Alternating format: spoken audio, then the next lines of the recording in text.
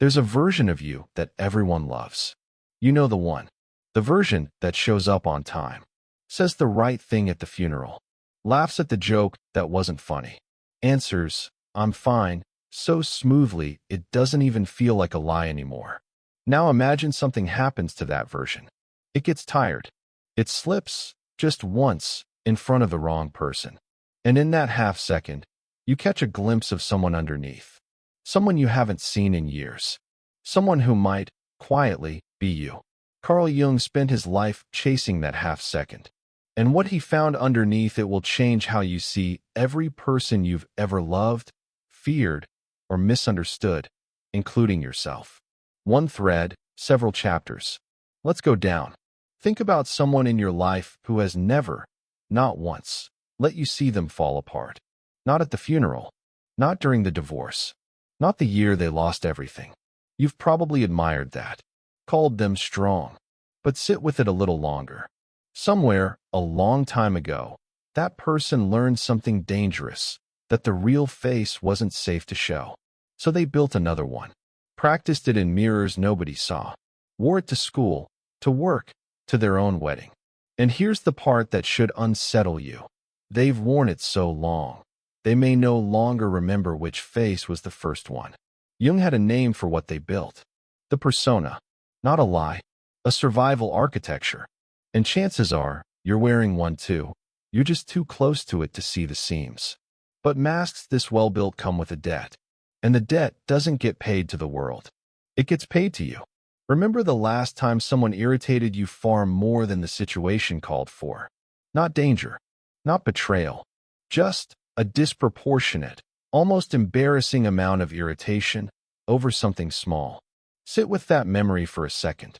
Because whatever got hidden when you built your own mask didn't just disappear. It went somewhere. It waited. Quietly. For years. Sometimes for decades. And it found a way out. Through other people. Through the exact traits in them that make your jaw tighten for reasons you can't quite explain. Jung eventually gave that hidden place a name. The shadow. And once you know it exists, you can't unsee it. The arrogance that enrages you is often a shape you also wanted and were punished for. Everything that irritates us about others, Jung wrote, can lead us to an understanding of ourselves. The people who trigger you the most were never your enemies. They're your unclaimed mail. Here's the problem with a shadow, though. It never announces itself. It leaks. Think about the last text message that ruined your entire day, not because of what it said, but because of what it didn't say. The reply that came a little too fast, or a little too slow. The read receipt that sat there for 6 hours, unanswered. You felt something in that gap. You couldn't name it, but it was real. Jung didn't trust language much. He trusted what happened around it. The pause before, "I don't know." The sentence that starts 3 times and finishes none of them. Because the shadow can't speak for itself. So it speaks through silence. And the most dangerous people to read were never the liars. Liars leave evidence. The silent ones have practiced their silence so long, even they've stopped noticing it's a wall. Sometimes, though, silence isn't a big enough hiding place. And when that happens, the shadow reaches for something louder. You know this person too. The one who corrects everyone. The one whose goodness seems to require witnesses. Look at them closer than anyone else bothers to. Because Jung believed the shadow's favorite disguise was never cruelty. It was virtue. The loudest condemnation of a sin can be standing dangerously close to a confession. Real goodness has never needed an audience. The moment it starts performing for one, something, somewhere, is being outrun. And this is where the thread pulls all the way back to where we started, to that version of you everyone loves, the one that's never fallen apart in front of anyone. Because after enough years behind the mask, the projection, the silence, the performance, something strange happens. That person stops fooling everyone else. They start fooling themselves. I'm over it. It doesn't bother me. Jung wouldn't call these lies. He'd call them lines rehearsed in so much silence, for so many years, that the person saying them has genuinely lost the ability to feel they're untrue. So the next time someone's story doesn't quite add up, the timeline shifts, the emotion doesn't match the words. Resist the urge to call it betrayal. It's something older, something sadder. It's the oldest form of self-protection there is. A mask built to survive. A shadow born from what the mask couldn't hold. A silence built to protect the shadow. A performance built to drown out the silence. And finally, a person who no longer remembers where the mask ends and they begin. That's the architecture of a hidden life. But every structure has a breaking point. And somewhere, in a conversation that lasts a second too long, in a moment nobody was supposed to see, that breaking point has already arrived. That's where our story continues. He's still at the red light.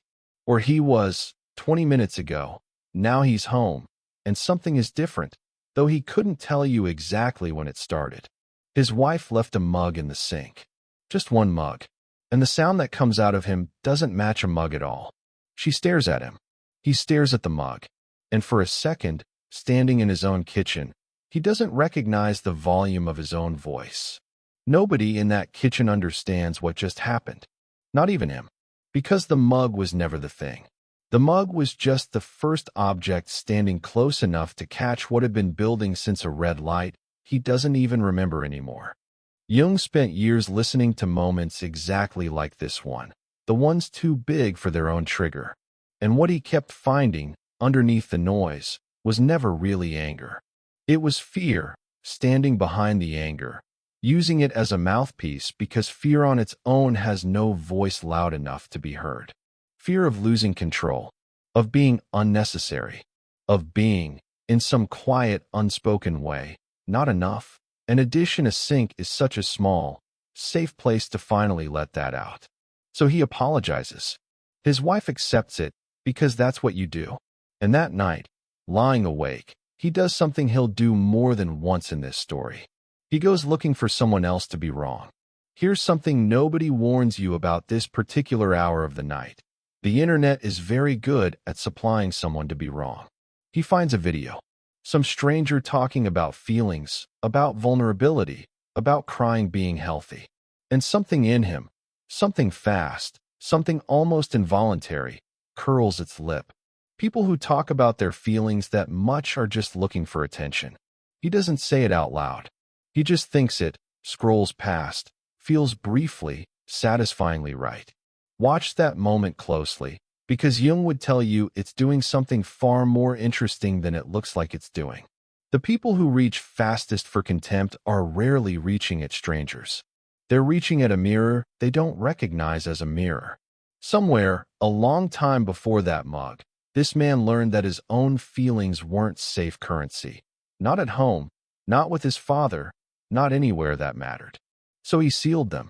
And now, whenever someone else spends that currency openly, some old alarm goes off, and the alarm sounds exactly like disgust. It isn't really judgment. It's grief wearing judgment's coat, because grief was too dangerous to wear its own. By the third night like this one, something in the house has gone quiet in a different way. He started checking things. The lock, twice. The thermostat, exactly 68. His wife's schedule, which he now knows better than she does.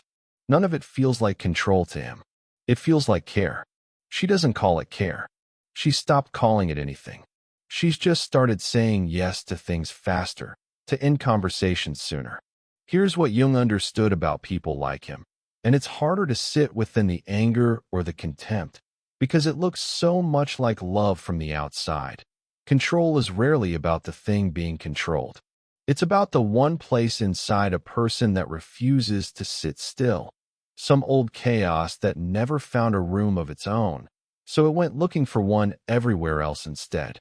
The tighter the grip on the outside world, the more urgent the question becomes. What, exactly, is being held together in here? He doesn't ask himself that question. Not yet. He's too busy holding on. But something is coming for him. Something a red light and a mug and a stranger on a screen were only ever rehearsals for. And when it arrives, it won't announce itself politely. Fear learned to speak as anger, in a kitchen, over a mug. Grief learned to dress itself as contempt, at midnight, On a screen he thought no one was watching. Chaos learned to call it self-care, in a house that had gone quiet in the wrong way. 3 disguises. 1 man. And underneath all 3, still waiting, the thing none of them were ever built to hold back forever. That's what breaks next. It happens on a Sunday. It usually does. Sundays have too much silence in them, and silence, for a man like this, has become dangerous. His wife asks a question. A small one. Something about a weekend 3 years ago, a version of events she remembers differently than he does. He corrects her. She corrects him back, gently, with proof, a photo, a text message, a date that doesn't lie. And something in him doesn't just disagree. Something in him refuses. I know what happened, he says. Too fast. Too loud for a conversation about a weekend 3 years ago. I was there. She goes quiet, and not the good kind of quiet. And he sits there, in that quiet, absolutely certain he is right. Feeling it in his chest the way you feel something true. Here is the part that should frighten you more than the anger did. Jung believed there is a particular kind of certainty that has nothing to do with truth at all. A certainty built not to remember correctly, but to survive remembering. Somewhere between the mug and the midnight video and the thermostat set to exactly 68, this man built a version of that weekend he could live with. Told it to himself once. Then again. Then enough times that it stopped feeling like a story and started feeling like a memory. He isn't lying to her. He forgot he was ever lying to himself. That's the thing about a lie rehearsed long enough. It graduates. It stops needing a liar. It just needs a mouth willing to repeat it, and by now his mouth doesn't even notice it's working. He apologizes to no one that night, because as far as he's concerned, there's nothing to apologize for. He goes to bed still certain. Still right. And this is where it happens. The thing 3 chapters have been quietly building toward. He dreams. Not about the mug, or the screen, or the thermostat. He dreams about a boy, maybe 9 years old, standing in a doorway, watching 2 adults decide, without knowing they're deciding it, that his feelings are an inconvenience. Nobody hits the boy. Nobody raises a voice at him specifically. It's smaller than that, and somehow worse. A door that just quietly, permanently, doesn't open for him again. He wakes up at 4 a.m., with his heart going, and no memory of why. Jung spent decades studying dreams exactly like this one, and what he found was almost unbearably simple. The shadow doesn't only leak through anger, or contempt, or control. Sometimes, when it's been buried deep enough, for long enough, it stops trying to speak through the day at all. It waits for the one place a person can't perform, the one room in the house of the self with no mirror in it, and it walks in without knocking. He doesn't understand the dream. Not yet. But something in him, for the first time in this story, doesn't reach for anger or contempt, or a lock to check twice. Something in him, at 4 a.m., just sits with it. Years later, if he ever tried to remember where his life began changing, he probably wouldn't choose the mug, or the argument, or the thermostat. He would come back here instead. 4 o'clock in the morning, sitting on the edge of a bed, trying to remember why a doorway in a dream felt more real than the room he had just woken up in. He doesn't answer the question that night. Most people don't, the first time. It just sits there, lit, in a dark room, refusing to go back to sleep with him. By morning, he's forgotten most of the dream. He remembers the doorway. He remembers, strangely, being 9. He doesn't yet know that this is how it always starts. Not with an answer, but with a door someone finally notices they never walked through. He doesn't know that the mug, the screen, the thermostat, the argument about a weekend 3 years ago were never separate events.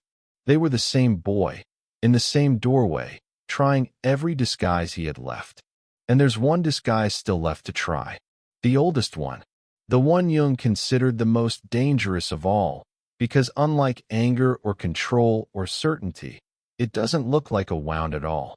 It looks exactly like love. That's where we go next. That question follows him longer than he expects. Not loudly. It doesn't interrupt his mornings or ruin his coffee. It just sits somewhere in the back of a normal Tuesday, waiting the way an unanswered text waits. Why did that door matter so much? He goes to work like a man who slept fine. At work, there's a woman on his team. Younger. New. She cries in a meeting. Not dramatically, just a quiet welling up when a project she'd poured herself into gets torn apart in front of everyone. She apologizes for it immediately, wipes her eyes, keeps going. He watches this happen and feels something he doesn't examine.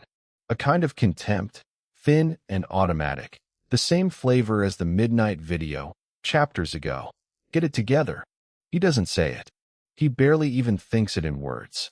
It just moves through him and is gone. But that night, walking to his car, he can't stop replaying it. Not her crying. His own face, watching her cry. He remembers, unwillingly, being 9, and a door that didn't open. And for the first time in this story, instead of looking away from the discomfort, he stays in it a second too long. Here's what he starts to notice. Once he stops looking away, she isn't the only person he reacts to like that.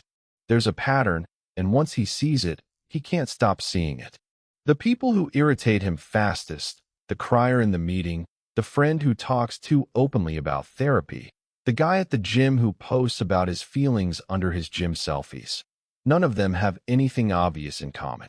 Except one thing. They're all doing, in public, the one thing he was taught, a long time ago, in a doorway, was never allowed. Jung called this the mirror principle, though he never meant it as comfortably as people now use the phrase. He didn't mean be kind. Everyone's going through something. He meant something sharper and less flattering. The people who provoke the strongest reaction in you are rarely strangers at all. They are dressed-up versions of parts of yourself you signed away, so long ago you forgot you ever owned them. The crying coworker isn't reminding him of weakness. She's reminding him of a boy who wasn't allowed to have any. That's a harder thing to sit with than contempt ever was. Contempt, at least, felt like something. This just feels like grief with nowhere to go. He doesn't apologize to her. That would require explaining something he doesn't have words for yet. Instead, the next week, when she flinches at feedback in another meeting, he does something smaller.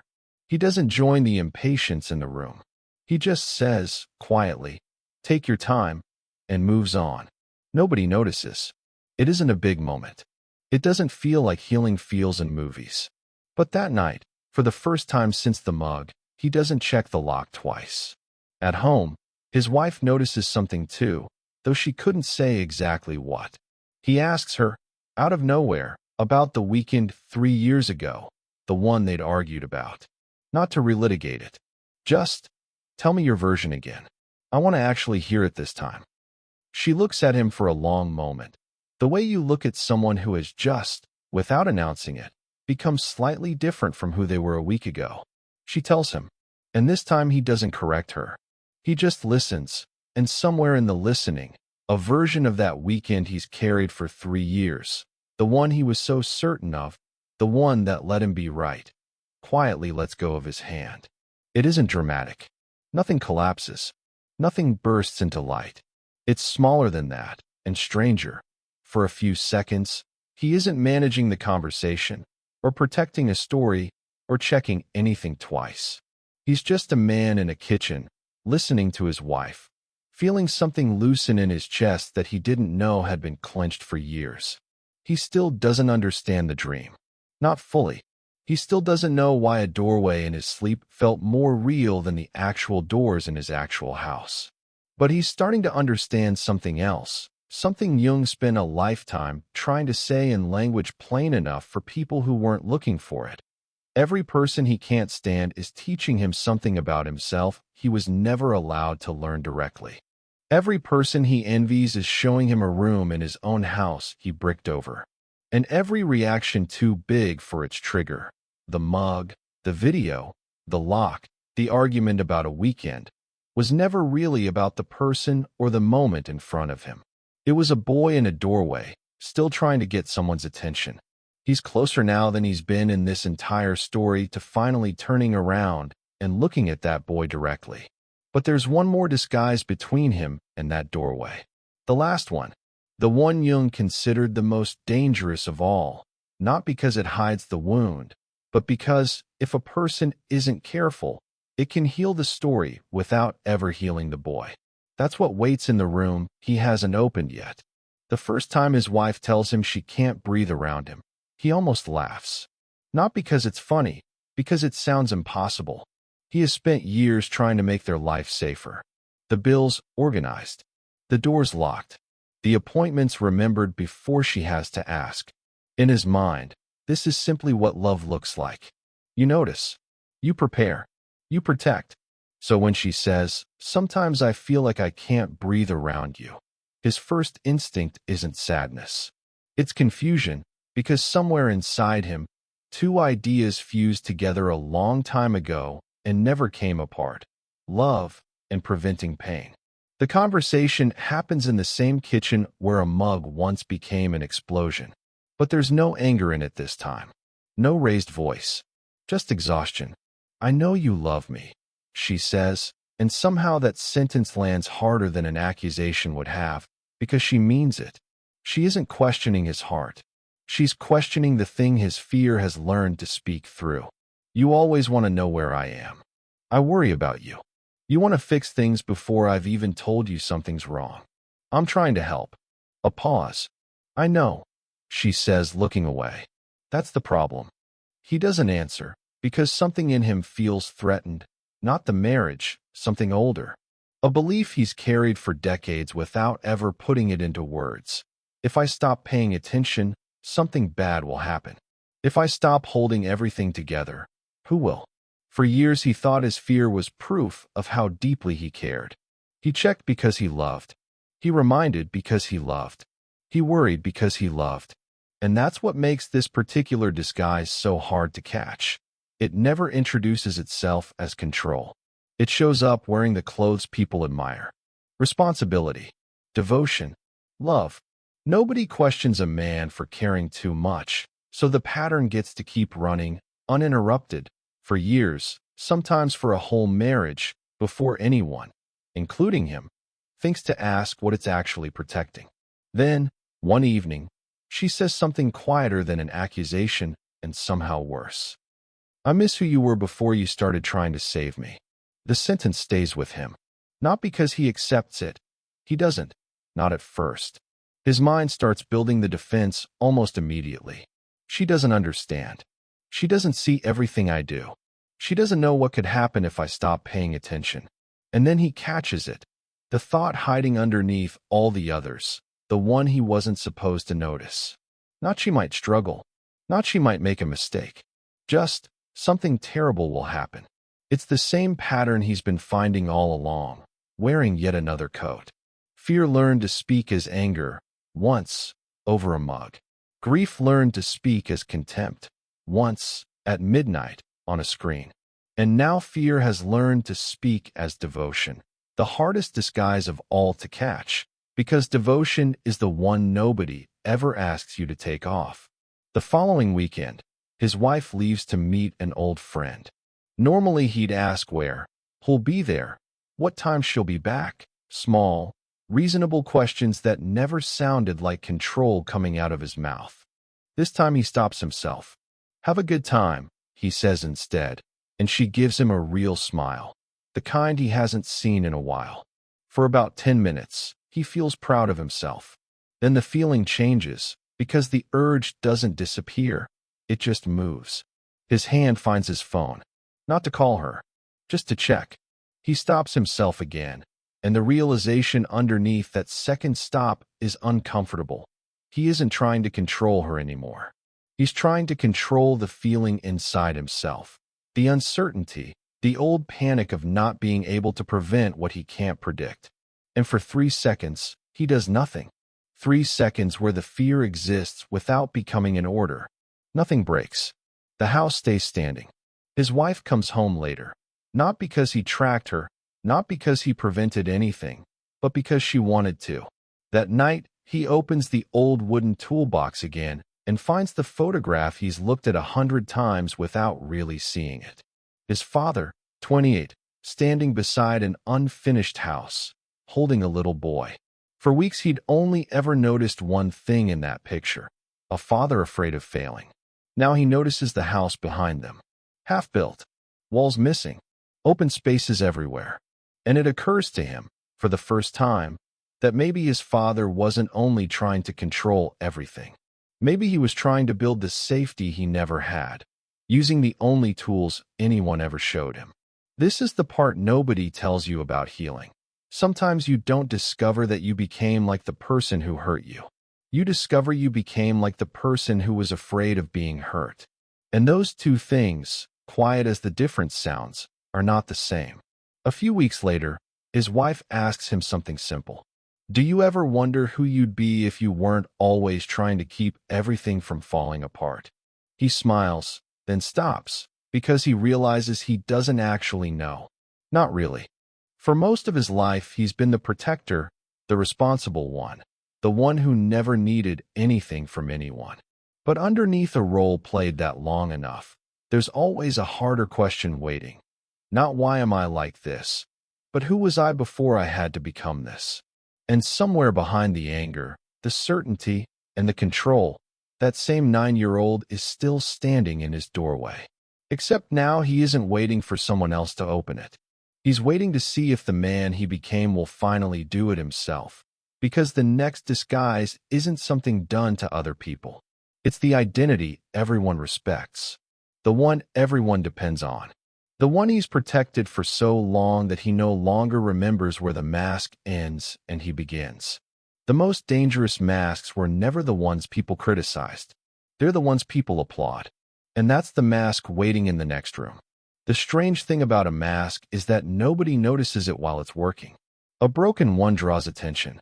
A cracked one makes people ask questions. But a perfect mask gets rewarded. People trust it. They depend on it. Sometimes they even love it. And after enough years, something happens that no one warns you about. You stop remembering you ever put it on. At work, he is known as the reliable one. The person you call when something breaks. The one who stays late, who finds the answer nobody else can find. His manager tells him once, in front of the whole team, I honestly don't know what we'd do without you. Everyone smiles. He smiles too. But the sentence stays with him longer than a compliment should, because it isn't really a compliment. It's an answer to a question he's carried since he was 9. Do I matter? Would anyone notice if I stopped holding everything together? He doesn't remember exactly when being needed became more important than being known. Maybe it happened the way most of these things happen, quietly, one small lesson at a time. A boy learns that crying makes a room uncomfortable, so he stops crying. A teenager learns that asking for help looks like weakness, so he learns to need nothing. A man learns that people reward strength, so he becomes strong enough that no one thinks to ask if he's tired. The strange part is he isn't pretending. That's what makes it complicated. The mask isn't a lie. It's a strategy that outlived the danger it was built for. He notices this the first time someone asks him a completely ordinary question. How are you? And he realizes he has answers, just not honest ones. I'm good. Busy but good. Can't complain. Words that sound like conversation but function as walls.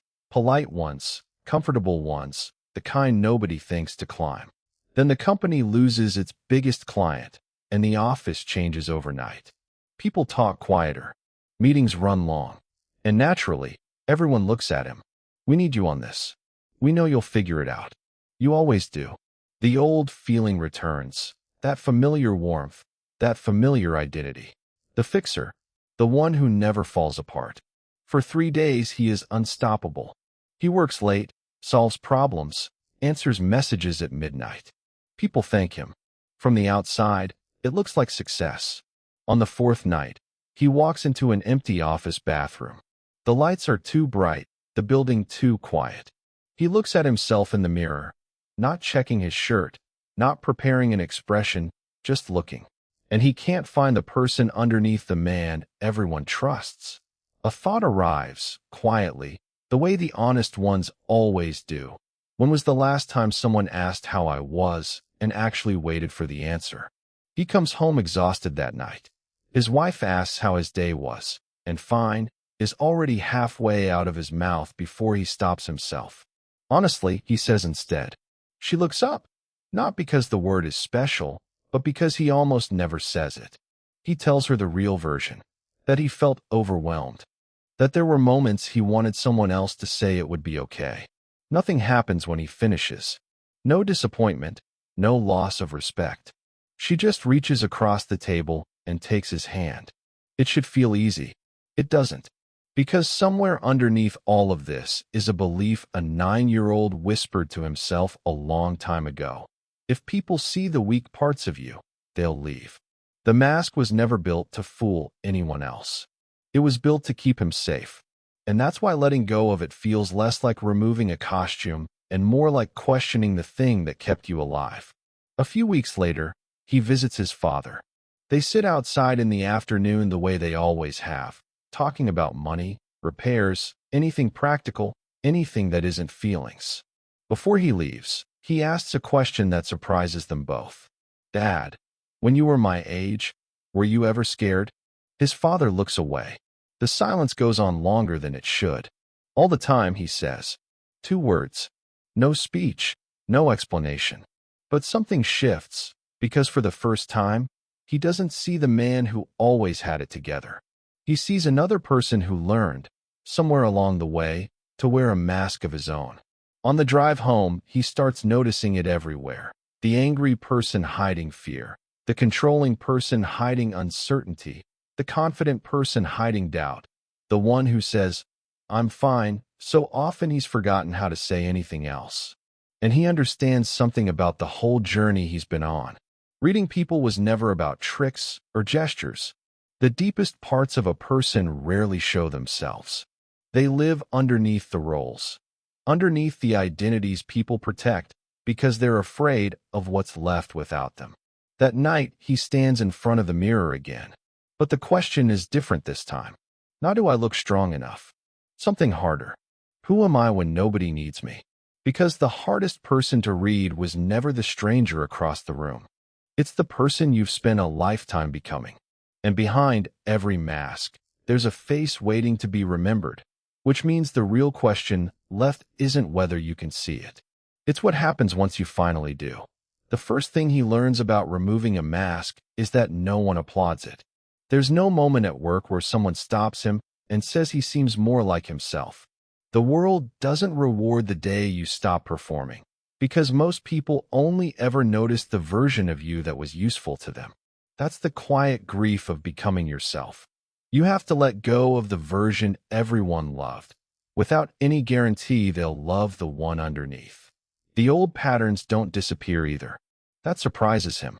A coworker brings a problem, and his first instinct is still "I'll handle it."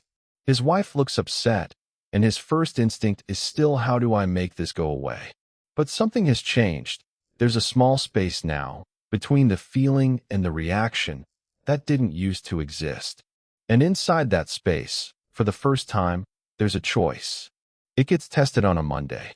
A project he spent months building falls apart in a meeting, and his manager points out the mistakes, not cruelly, just honestly, in front of everyone. His chest tightens before his mind catches up.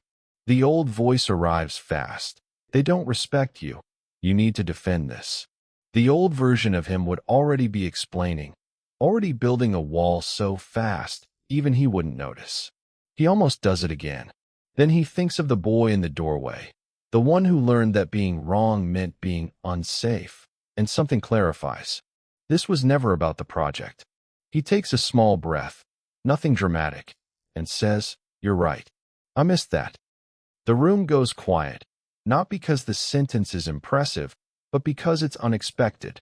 Afterward, a coworker asks if he's okay, and "I'm fine," almost slides out on autopilot. He catches it. "Actually, I'm disappointed, but I'm okay." A small sentence.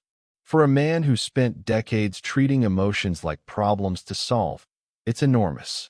Around the same time, he starts noticing something new, not in himself, but in how he sees everyone else. A new employee joins his team, and within a week the office has already decided who he is: arrogant, difficult, impossible to work with. He interrupts people. He needs the last word on everything. The old version of this man would have judged him immediately and moved on. Instead, he watches a little longer and notices what's underneath the behavior. A tightening in the jaw every time someone disagrees with him. A fast, almost frantic need to explain, to prove, to win. Not confidence. Fear that if the image cracks, something worse gets seen. He recognizes it because he's lived it. The person who always needs to be right rarely loves winning. They fear being wrong. The person who never asks for help usually isn't strong. They learned, somewhere, that needing others wasn't safe. Understanding that doesn't mean excusing it, and it doesn't mean lowering the boundary. But it changes the question he asks about people, from what's wrong with them to what are they protecting. One evening, he finds his wife sitting quietly at the kitchen table. The old instinct rises immediately. What's wrong? How do I fix it? And for once he doesn't act on it. He just sits down next to her and waits. After a while she says, "I had a difficult day. That's all. No crisis, no problem to solve. Just honesty, offered because for once there's room for it." He realizes that for years he'd been listening to people the way you listen for a leak, searching for the problem. Now, for the first time, he's just listening for the person. And that's when the last piece settles into place. The one that's been underneath every chapter of this without ever being said outright. The hardest person he was ever trying to read wasn't the man in the other car, or the coworker who cried, or the stranger on his screen at midnight. It was himself. Every reaction he couldn't explain was pointing at something in him he hadn't looked at yet. Every person he judged too quickly was holding up a piece of a mirror he didn't recognize as his own. He returns to his father's house one more time and looks at the old photograph in the wooden toolbox. His father, 28, standing beside an unfinished house, holding a little boy. For months he'd only ever seen one thing in that picture, a man afraid of failing. Now he sees the house behind them, half-built, walls missing, and wonders if his father wasn't only trying to control everything. Maybe he was only ever trying to build the safety he never had. Fear doesn't always travel through what people say. Sometimes it just moves quietly through what they do, passed down without either person noticing the handoff. The next morning, he's back at the same red light where all of this began. Same intersection, same traffic. A car pulls up beside him. The driver frustrated, on the phone, shaking his head at something. The old version of him would have written a story about that stranger in half a second. Careless, selfish, a problem.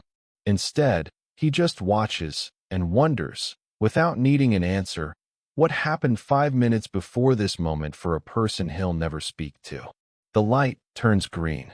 The cars move. The moment passes, the way they always do. But he pulls away from that intersection a little differently than he did the first time, understanding, finally, that the mug was never the real problem, and neither was the argument, or the stranger, or the silence. They were mirrors, showing him, piece by piece, what he'd spent a lifetime refusing to look at directly. The fear underneath the anger, the grief underneath the judgment, the loneliness underneath the need to hold everything together. And maybe that's true for everyone watching this right now. The people who trigger you, the people you can't stand, the people you've never been able to explain your reaction to. They might be showing you something you forgot about yourself a long time ago. So the next time someone gets under your skin, pause before the story writes itself. Ask what they might be protecting. And when your own reaction feels bigger than the moment in front of you, pause again and ask the harder question. What part of me is still waiting to be understood?